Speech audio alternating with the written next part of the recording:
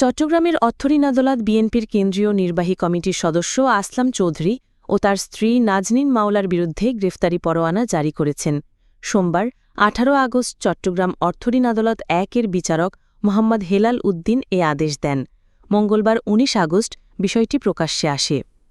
আদালতের বেঞ্চ সহকারী মোহাম্মদ এরশাদ কালবেলাকে বলেন, স্ট্যান্ডার্ড ব্যাংকের পাহাড়তলী শাখা থেকে নেওয়া প্রায় ১৫০ কোটি টাকার ঋণ পরিশোধ করা না হওয়ায় সুদ আসলে দায় দাঁড়িয়েছে ২৬০ কোটি ৭৭ লাখ টাকা।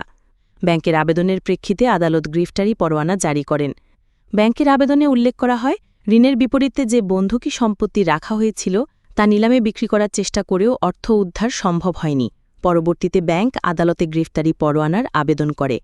প্রসঙ্গত, দীর্ঘ প্রায় ৮ বছর কারাবন্দী থাকার পর গত বছর ২০ আগস্ট চট্টগ্রাম কেন্দ্রীয় কারাগার থেকে জামিনে মুক্তি পান আসলাম চৌধুরী।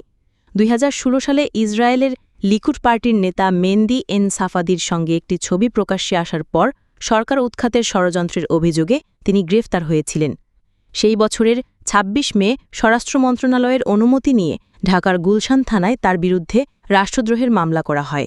মামলায় অভিযোগ আনা হয়, ইসরায়েলের গোয়েন্দা সংস্থা মোসাদের এজেন্টের সঙ্গে যোগসাজশ করে সরকার পতনের ষড়যন্ত্র করেছিলেন আসলাম চৌধুরী।